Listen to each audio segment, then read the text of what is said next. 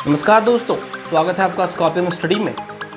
रक्त चंदन इतना महंगा क्यों है और क्यों ये चर्चा का विषय है, इसके बारे में बहुत संक्षेप में मैं सारी जानकारियों को लेके आया हूँ।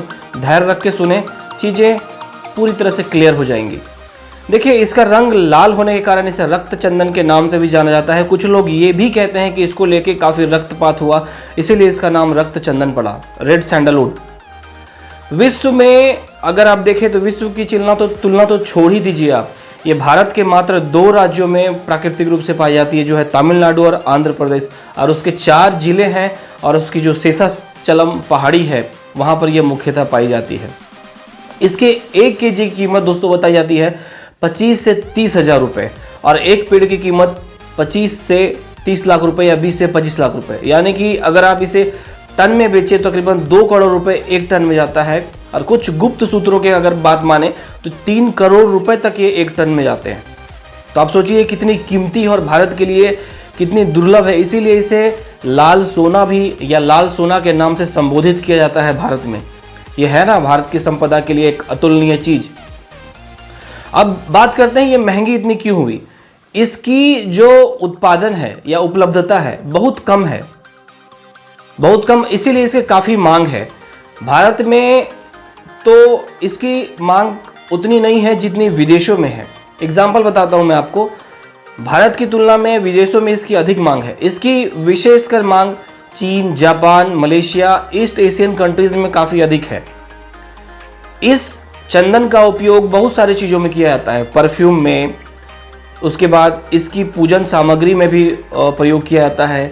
शास्त्रों के अनुसार माने अनुभवी जो पंडित जी हैं या फिर अनुभवी पुजारी लोग हैं, उनकी बात माने तो उनका कहना है कि चंदन से माता लक्ष्मी आकर्षित होती हैं।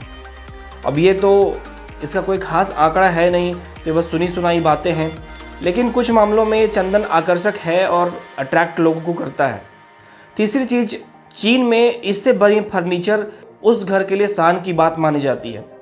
जैसे कि अभी के ज़माने में सोना तो उतना नहीं है, लेकिन अगर आपके हाथ में या फिर आपके पास अच्छा डायमंड है, अच्छी क्वालिटी का, तो एक शान की बात मानी जाती है। जैसे कि सबके घर में रेंज रोवर अवेलेबल नहीं होता है, तो आप इसे रेंज रोवर से तुलना कर सकते हैं, ये इतनी महंगी है।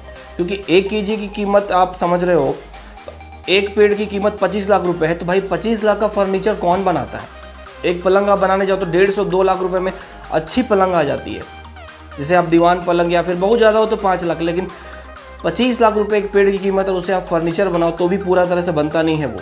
इसका मतलब 50 लाख से 1 करोड़ की अगर फर्नीचर हो तो डेफिनेटली वो अट्रैक्ट तो करेगा ही, और सबके बस की बात नहीं है। अब इसकी इतनी डिमांड तेज हुई और कम मेहनत में अगर ज़्यादा पैसा कमाने का मौका मिलता है तो लोग अट्रैक्ट होते हैं, और इसी से हुआ फिर तस्करी की शुरुआत। और तस्करी की जब शुरुआत हुई तो इसके कारण काफ़ी रक्तपात हुए। शुरू में तो मिली भगत थी, क्योंकि बिना मिली भगत के तस्कर यहाँ से जो तस्करी है वो हो नहीं सकती, और ना ही रेड सैंडलवुड को भारत से बाहर भेजा जा सकता है। लेकिन धीरे धीरे इसमें विवाद बढ़ता गया, इसीलिए फिर सरकार को इसमें हस्तक्षेप करना पड़ा। इसीलिए सरकार ने अब इस पर कानून बना दिया है कि आप चंदन की खेती कर सकते हैं, लेकिन उसे निर्यात करने का अधिकार सिर्फ सरकार को है। चंदन की तस्करी करते हुए पाए जाने पर आपको 11 वर्ष की सज़ा हो सकती है, और वो भी हो सकती है कठोर सज़ा। अब बात करते हैं कुछ ज्योग्राफिकल सिचुएशन के बारे में। आप अगर उत्तर भारत में लाल चंदन लगाते हो तो संभवतः बहुत मेहनत के बाद लग भी जाए, लेकिन ये दक्षिण भारत में जो तमिलनाडु और आंध्र प्रदेश के जो शेषाचलम पहाड़ी है वहाँ आसानी से उपलब्ध हो जाती है। उत्तर भारत में श्वेत चंदन की खेती की जाती है, क्योंकि जो भूमि है या मिट्टी है और ज्योग्राफिकल कंडीशन है, लाल चंदन साउथ इंडिया के लिए और श्वेत चंदन नॉर्थ इंडिया के लिए उपयुक्त मानी जाती है। अब हो सकता है साइंटिफिक रिसर्च करने के बाद इसमें कुछ संशोधन हो और विज्ञान काफ़ी इसमें आगे बढ़े और खेती एक आम प्रक्रिया की ओर चलने लगे। तो इसकी इतने उपयोग होने के बाद ये इसी कारण इसे महंगा है, और इसीलिए इसे लाल सोना की संज्ञा दी जाती है। दोस्तों, ये सिर्फ लाल चंदन की बात है। भारत को एक सोने की चिड़िया इसलिए कहा जाता था कि जो भारत का व्यापार होता था तो यहाँ से जो सामग्री जाती थी, मसाले चाहे और भी जो टेक्सटाइल या वस्त्र या फिर कॉटन, उसके बदले में धातु, सोना, चांदी यहाँ के जमा हो जाता था। और यही चीज़ें यूरोपियन लोगों को अट्रैक्ट किया, उसने आके इंडिया पे अटैक किया और यहाँ पर 200 साल तक अंग्रेजों ने शासन किया। ये तो कुछ चीज़ें, और भी बहुत सारी दुर्लभ चीज़ें हैं जो भारत में छिपी हुई है। ये एक कम समय में मैंने कुछ अच्छी जानकारी देने के प्रयास किया। Thank you.